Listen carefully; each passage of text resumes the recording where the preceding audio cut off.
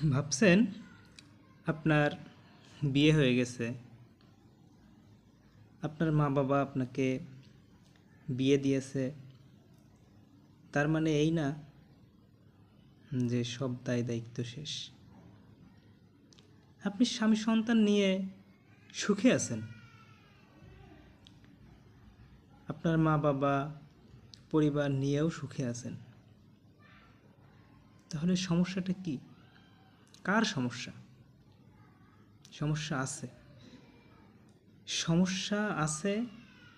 তারা আপনাকে সমস্যা করবে, সেটা কথার মাধ্যমে হোক আর যে কোনো ব্যবহার দিয়ে হোক, সেটা আপনাকে বুঝে নিতে হবে। সেটা আপনাকে বুঝতে হবে যে কেউ না কেউ আপনার ভালো চায় না, আপনাকে হিংসা করে।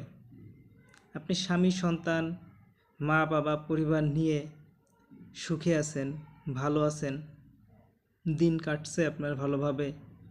এইগুলো বাকি যারা, আপনি প্রতিবেশীও বলতে পারেন, বা কোনো অনুরাগের ক্ষেত্রে তারা আপনার শত্রু হয়ে যাইতে পারে। শত্রু শুধু একই রকম না, শত্রু বিভিন্ন রকমের শত্রু আছে। এইগুলো আপনাকে বুঝতে হবে।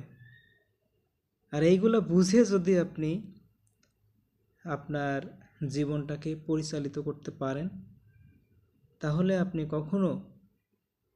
আপনি ঠকবেন না, কখনো আপনাকে পিছন ফিরে তাকাতে হবে না।